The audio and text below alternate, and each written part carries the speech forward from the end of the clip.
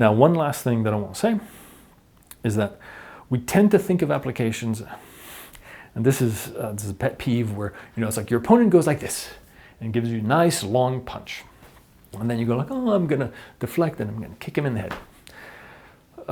The reality is that usually the conflict is going to be a lot closer, because if somebody's that far away where they have to go like this to punch you, the solution is just kick him in the nuts, right? Because your leg is longer, just kick him in the nuts. That's it. There's no need for any of the other thing. So all applications need to be done within striking distance, and a realistic striking distance, which means a lot of the moves that we see are actually ways of either blocking but also trapping somebody, the other person's arm. And somebody described Tai Chi as really a grappling style with punching. And I think it's a great way of thinking of it, because you're here, you're close, somebody throws a punch, and here we have in the Tai Chi classics, they talk about how my enemy moves first, but my punch lands first, right? That can't happen if we're far away. Basically, you're here, the guy throws the punch, and you've deflected, you control, and then you strike, right? So all of this happens very much closer to the body than we think. And if you start thinking about those things, so things like single whip start to make sense. What kind of punch is this? Well, it's only the kind of punch if what you've done before is you've yanked on the guy's arm, pulled him closer, so now that's all you need for the punch. His face is coming towards you, bam, it's right there. You don't need a far punch. The guy's right here. You've drawn him in, punch. So now this makes sense as a punch, right? That's all you need. You've drawn him in, then you do a punch. That's why you don't even need to make a full fist, because you're here, you've hooked him, and then you punch. He's coming in. You don't have time, right, to come here, make a punch, and no, you're here, pump. That's the idea, right? So, all of this to explain that the applications that I'm doing come out of this mindset, right? So I'm going back to the Bagua. I'm going back to these first principles and thinking about, okay, what are the qualities of energy that we're generating? What is each named move? So, play the pipa, all that kind of stuff. What are they composed out of? What of these 8 core moves are they made out of? And knowing that, start looking at directions, start looking at biomechanics, right? And that shows you essentially what the application is. Now, one last thing, because which is also important, is that the form itself is not a one-on-one fight, which means that the moves that you're doing within the form are not the exact same moves that you would use in an application. The form itself is a memory aid. And by that I mean it's there so that if you just do it over and over again, it will be in your body that, these are the kind of moves that you do. Clearest example is drag down. Now, why am I doing this? Why am my hand coming on this side here and then a push? That doesn't make any sense, right? What's this? This is a memory aid. Bring your hand here. Your hand should touch. What's really happening is there's an elbow in this palm and you're going here for the compression, right? So my hand is moving towards, my right hand in this case is moving towards my left hand so that I can compress my opponent's arm between my palm and the knife edge of my hand. That's what you're doing when you're doing drag down here. But if you were to do this in the form and the hands are just separated, you're never training yourself to think, no, get your hands together, get your hands together, get your hands together. Eventually the form would just look like this and you'd lose all this idea of connection between the hands. So the form is talking to us in that way. The form is a memory aid. It's creating these sense memories so that we don't have to think about it. And if we ever hold onto a hand, oh, my hand's going straight there. If have the guy's elbow, poof, my hand's going there, right? And notice also we're doing this. Why? Because his hand is right here. So I want to go above, above, above. So now in the form, I'm doing this over and over again. So now when I have a hand, hoop, I'm doing this. And I've learned, and now I have compression because it's sense memory. I've trained my mind to go, oh yeah, go like this, go like this, go like this, go like this by doing the form. There's a ton of things like that throughout the form. Why is the knee going up? What's happening here? Is this a strike? Is this a step so that you're setting up for a throw? Things like that. So you can start interrogating the form and asking questions, essentially, of the form. And so now there's a dialogue with the form. You can start really thinking of, okay, what's this? What am I doing here? Right? Roll back.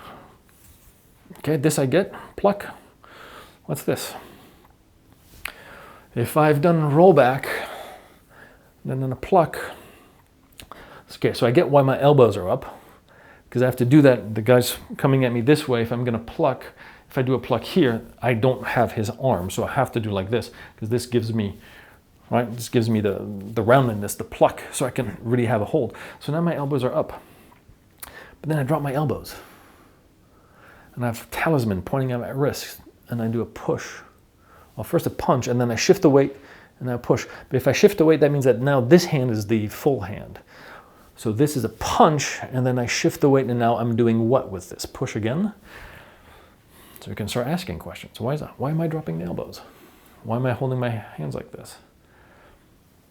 All right? If it's a memory aid, it's not a one-to-one, so which means that the application probably isn't here.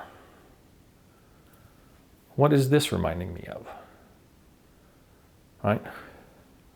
Why am I touching my wrist? Well, maybe it's because this is a wrist lock, because there's a punch that went towards me. I deflected. Why do we have our hands here? Why is this here? Am I stopping my own hand? No, it's because there's a fist coming here. I deflected, and then I control it. So now I have sense memory. I should have a wrist under my left hand, my opponent's wrist. I deflect, and that catches his wrist. Deflect and catch. Deflect, catch. This hand catching it. And then this arm is going to go here and deflect. So actually my hands are here. Not here, they're here, right? So now what? Well, if I drop this elbow, and I drop this elbow, and I have his hand here, look what this is. This is a wrist lock. I deflect, catch his hand, yank him, drop both of my elbows, and this becomes this. This is a wrist lock.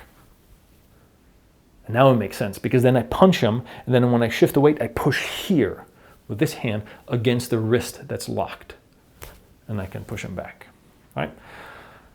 That's the idea. This is when you start thinking about the form and start asking questions of the form, and the form will tell you.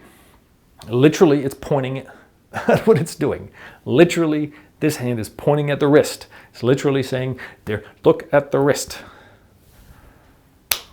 Think of the hand, think of the wrist. That's literally what the form is telling you, right? So now you see how you can start decoding the form in that way. And it's a lot more fun this way.